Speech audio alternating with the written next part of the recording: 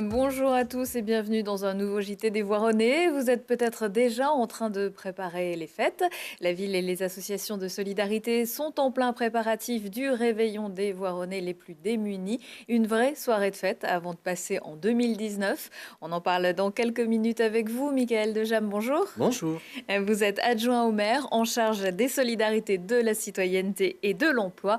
Mais tout de suite, le sommaire et l'actualité de la semaine.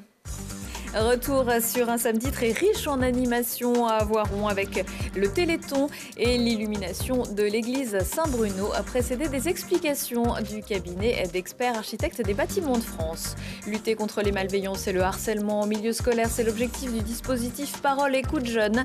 Parmi ces actions, des interventions théâtrales pour amorcer le dialogue. Et puis dans l'agenda, direction le Grand Angle avec le triomphe de l'amour de Marivaux vu par le sociétaire de la Comédie Française Denis Podalides et du hip-hop pour les enfants. Voiron s'est une nouvelle fois mobilisé en masse vendredi et samedi dernier. Une quarantaine d'associations avaient organisé des événements pour récolter des fonds pour la lutte contre les myopathies. Un Voiron-Rome à vélo, par exemple, en statique, des photos aux côtés des sapeurs-pompiers sur la grande échelle, de la musique, le traditionnel lâcher de ballon ou encore de l'escalade, des lectures de contes, les 24 heures de la natation, des baptêmes de plongée ou des dégustations de bleu du Vercors, sans oublier la montée de la Vouise. L'autre événement de ce samedi, c'était l'illumination de l'église Saint-Bruno. Avant la mise en lumière, une conférence à l'hôtel de ville. On expliquait les tenants et les aboutissants en présence d'un cabinet d'architectes du patrimoine spécialisé dans la restauration et la mise en valeur de monuments historiques. Coût total de l'opération, les études plus le chantier, 190 000 €.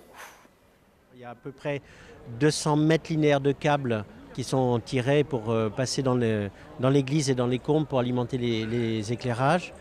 Il y a une quarantaine de luminaires et donc il y a un voile lumineux qui fait un fond de lumière sur l'ensemble de la façade. Ensuite, il y a ce qu'on a appelé les mises en valeur des profondeurs, où on a voulu mettre quelques rétroéclairages derrière les vitraux, derrière l'horloge. Ce sont des LED qui sont installés, qui consomment extrêmement peu. L'équivalent de la consommation électrique de l'église, c'est à peu près une bouilloire. Et puis comme c'est des LED, ça dure très longtemps et en fait ça n'a quasiment aucun coût de fonctionnement. Donc on paye pour l'avoir au départ et par contre dans le budget communal, ça pèsera pas du tout par la suite. C'est pas quelques projecteurs qui font de la lumière pour simplement la rendre jolie. C'est un travail d'architecte du patrimoine qui a tenu compte des intentions de l'architecte lors de l'édification du bâtiment. Des illuminations que vous pourrez voir toutes les nuits, toute l'année avec une coupure entre 1h et 5h du matin. Pas facile d'avoir 17 ans, l'adolescence une période superbe et compliquée à la fois sur laquelle se penche depuis de nombreuses années le dispositif d'écoute psychologique du pays voironnais, Parole Écoute Jeune. L'un des thèmes, la lutte contre le harcèlement et les malveillances en milieu scolaire. Olivier Escalon. En France, 10% des jeunes disent avoir été victimes de malveillance. Parole Écoute Jeune est une antenne du pays voironnais destinée au soutien psychologique des 13-21 ans, qui mène un travail de fond avec les écoles du territoire, notamment en organisant des événements de sensibilisation aux malveillances dans les établissements scolaires. Des événements comme cette représentation de la troupe Le Lien Théâtre à la salle des fêtes de Voiron, auprès de classes du lycée Édouard Herriot. Le théâtre, parce que déjà c'est l'occasion pour certains jeunes d'avoir un premier contact avec le théâtre. Pour certains, c'est une première fois. C'est aussi l'occasion, avec toute une panoplie de personnages, de pouvoir se projeter dans différents rôles, dans différentes situations. Donc en général, ça parle aux jeunes, beaucoup plus qu'une conférence. C'est quelque chose d'assez saisissant pour eux, c'est ce qu'ils peuvent nous dire en tout cas. La Mêlée, c'est une pièce écrite par Kaline Blaga à partir d'interviews et de questionnaires anonymes collectés dans un lycée professionnel. Créé il y a 7 ans, ce spectacle aborde le mal-être dans les établissements scolaires à travers le portrait de personnages, élèves et professeurs. La pièce doit permettre de faire émerger la réflexion et la parole. Puisque c'est ça aussi qu'on cherche au Lien Théâtre, c'est d'une part que les jeunes découvrent le théâtre et se disent tiens, le théâtre c'est pas aussi poussiéreux que ce qu'on veut bien le penser, mais que le théâtre permette aussi d'ouvrir les échanges, de discuter après le spectacle. C'est pour nous essentiel. Les comédiens passent dans les classes avant le spectacle pour aborder les thèmes de la pièce, puis ils reviennent pour une heure de débat après la représentation. Le travail documentaire et artistique fait mouche auprès des jeunes et permet de délier les langues. C'était très intéressant, le point de vue justement de ces acteurs par rapport à ce qu'on vit nous. Ils étaient vachement proches de ce qu'on vivait plutôt que dans certaines pièces de théâtre où ils vont justement se faire un point de vue qui n'existe pas en fait sur les élèves. C'est une prise de conscience un petit peu. On se rend compte de ce qu'on a fait aussi parce que quelquefois on suit le mouvement et on ne se rend pas forcément compte de ce qu'on fait. On réfléchit un peu sur si ça arrive à nouveau, comment on réagirait. La venue de la troupe Le Lien Théâtre à Voiron est financée par l'Agence régionale de santé. Une intervention qui a également été proposée dans les collèges de Rives et Chirins. Pas si vieux, prenez la parole. Mardi 18 décembre est organisée une rencontre à la salle des fêtes de Voiron dans le cadre d'Activage, du nom de ce dispositif européen sur la prévention de la perte d'autonomie des personnes âgées, testé en ce moment sur Voiron en collaboration avec le département de l'Isère. Au programme à partir de 14h de la danse contemporaine, une conférence débat et une présentation d'outils sur le thème « Bien vieillir à domicile ». L'entrée est libre dans la limite des places disponibles.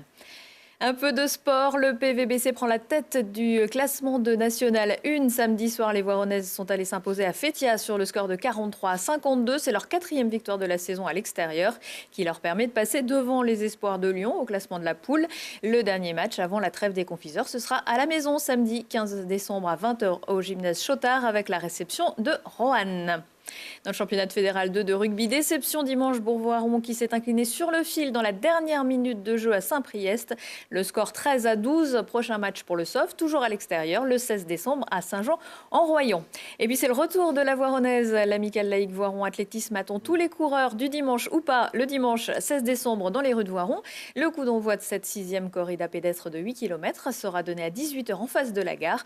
Comme tous les ans, l'international français Hassan Chahadi, parrain de la manifestation, devrait être au départ et souvent premier à l'arrivée. Les enfants auront chauffé l'ambiance un peu avant avec leur course à 16h30. L'événement réunit chaque année plus d'1 millier de coureurs.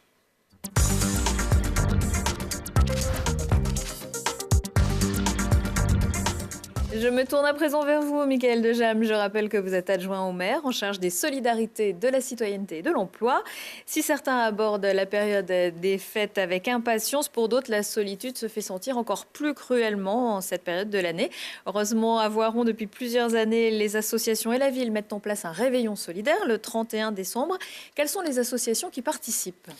Alors, il y a une dizaine d'associations qui participent à ce réveillon, qui sont quasiment toutes là depuis l'origine, puisqu'on doit être à la 6e édition de mémoire, quelque chose comme ça, de ce réveillon. On va trouver des associations très voironno-voironnaises, comme l'épicerie Amandine, les Arts en Action, le comité de solidarité, le Rigodon. On va aussi trouver quelques associations qui ont une audience plus nationale, mais qui ont une antenne très implantée dans Voiron, comme le Secours catholique, la Croix-Rouge ou encore le Secours populaire, par exemple. Et pourquoi la ville s'engage également sur cet événement ? Mais parce que ça nous paraît, je dirais, un événement de nature à favoriser le vivre ensemble, le bonheur, la simplicité, la joie, le partage, dans une période où tout le monde en ressent le besoin, on a envie, il fait froid dehors, on sent que certaines personnes sont isolées, c'est encore plus dur dans ces périodes-là. Et puis le 31 décembre, c'est un moment symbolique pour tout le monde et c'est important que tous puissent profiter de ce moment, le partager avec une vraie soirée de fête. Combien de personnes seront accueillies ce soir-là ? Alors, la salle des fêtes, qui est réservée chaque année pour cet événement le 31 décembre, peut contenir jusqu'à 280 convives. Donc, c'est 280 personnes qui pourront passer une joyeuse soirée. Il reste encore quelques places ? Alors, il doit rester des places, il faut se dépêcher. Si on souhaite participer à cette soirée, il faut rentrer en contact avec le Rigodon, qui assure des permanences d'inscription pour le réveillon, sachant que les tarifs sont de 6 € pour les adultes et de 2 € pour les enfants. Il s'agit de minima, c'est-à-dire qu'après, on peut donner ce que l'on veut, ce qui fait que n'importe quel Voironnais peut venir participer à cette soirée et ça la rend encore de vivre ensemble et de partager, ce qui la rend encore plus solidaire avec les autres. Cette soirée, elle ne pourrait pas avoir lieu sans les bénévoles des associations. Tout à fait, heureusement qu'ils sont là. Ce sont vraiment les piliers de la soirée. Il faut savoir qu'ils consacrent leur 31 décembre au bénéfice des autres. Ils consacrent leur 31 décembre à ce que d'autres personnes puissent en profiter, puissent avoir une jolie soirée. Et ce sont les bénévoles qui sont déjà engagés tout au long de l'année dans les associations que j'ai citées tout à l'heure. Et on ne peut que les remercier et se féliciter de cet engagement qui est vraiment fort pour le coup. Et on se dit parfois qu'on ne leur rend pas suffisamment justice. C'est vrai, on y pense souvent et c'est vrai que même à la ville de Voiron, on réfléchit sur une façon qui pourrait nous amener à reconnaître un petit peu plus leur action et surtout, inciter les gens à s'engager, à devenir bénévoles, à participer. On a beaucoup d'associations sur Voiron. Il se passe beaucoup de choses, mais il se passe beaucoup de choses parce qu'on a beaucoup de bénévoles, beaucoup de gens qui s'engagent.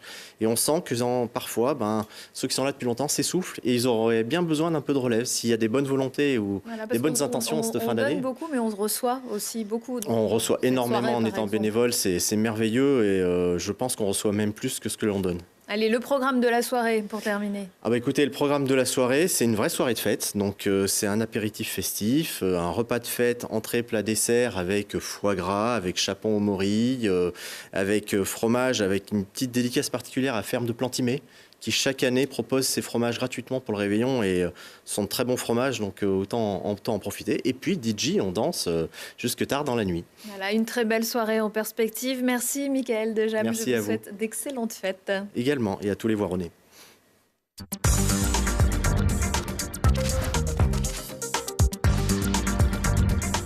Voiron s'offre une patinoire pour les fêtes de fin d'année. L'équipement au revêtement synthétique sera installé place de l'Europe à compter du samedi 15 décembre. Il sera possible de louer des patins sur place. On vous en reparle la semaine prochaine.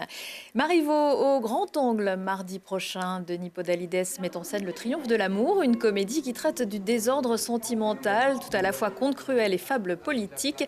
L'histoire de Léonide, princesse, grâce au coup d'État provoqué par ses parents, qui va tenter de rendre son trône à son cousin Agis, cousin qui a été recueilli par un philosophe que Léonide va tenter de séduire déguisé en garçon. Le sociétaire de la comédie française a fait appel à Christian Lacroix pour réaliser les costumes. Les acteurs seront accompagnés par le musicien baroque Christophe Coin. Du hip-hop pour les minots et pour les mains. Avec son spectacle à deux mains, la compagnie Racine Carrée s'adresse aux enfants de 3 à 6 ans. Moussafa Bellal et Céline Delobo pratiquent le finger-tooting, une des disciplines peu connues de la danse urbaine qui consiste à construire et déconstruire des figures avec les doigts. Une chorégraphie atypique dans une nouvelle voie poétique et minimaliste destinée aux plus petits. Et puis, si vous n'avez pas encore vu les 26 000 couverts, pas de panique. Après une première représentation ce jeudi, l'Idéal Club sera encore au Grand Angle à Voiron le vendredi 13 décembre. Un spectacle complètement déjanté dans lequel une dizaine de comédiens musiciens inventent un musical idéal en forme de succession de numéros absurdes et loufoques.